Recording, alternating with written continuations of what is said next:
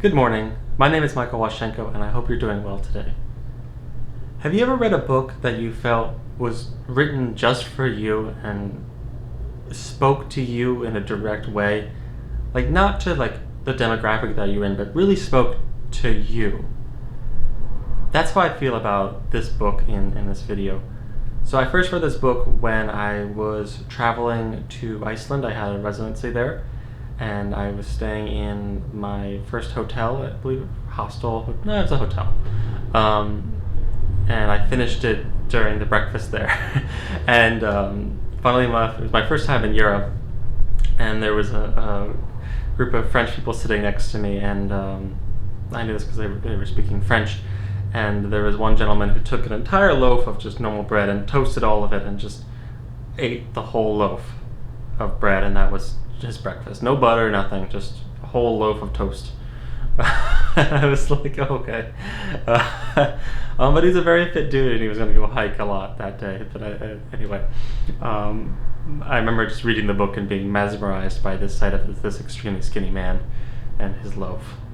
I want to talk about The Art of Philosophy, which is by Peter Sloterdjik, which is he's a bit of a controversial figure. I'm not familiar with all of his controversies, so I'm not going to fully support him or deny him in either way. I don't really know, but I have read several of his books, and I have found him to be deeply interesting and one of my favorite writers, and enjoying his writing and finding pleasure in his writing.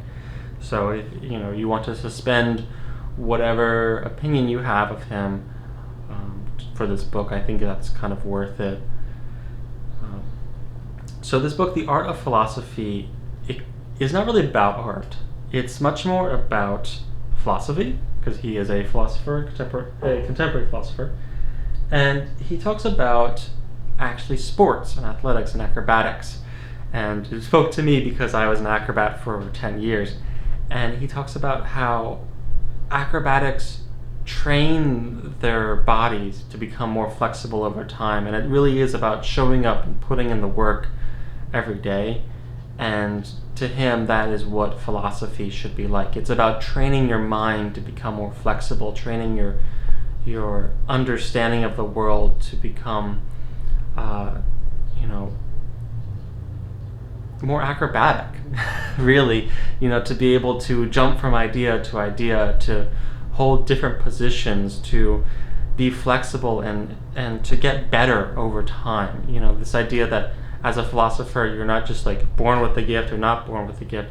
It's something that you spend a lifetime practicing.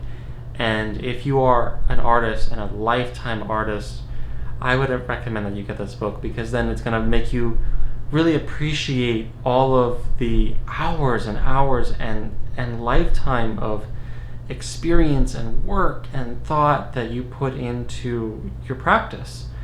And it's going to do so in a way that is really unique, really interesting. Isn't Malcolm Gladwell's 10,000 hours to become a master. It's something that really, instead of saying this is how you get good at a skill so that you can profit off of it, not that Malcolm Gladwell directly profits off of it, but more this is how spending this time changes you. When you train as an acrobat, it isn't the fact that you can just do your acrobatics better. It's about you become a better acrobat. You get in shape. And so when you're making art, your brain gets in shape. Your skills, your hands get in shape when you draw every day for 10 years.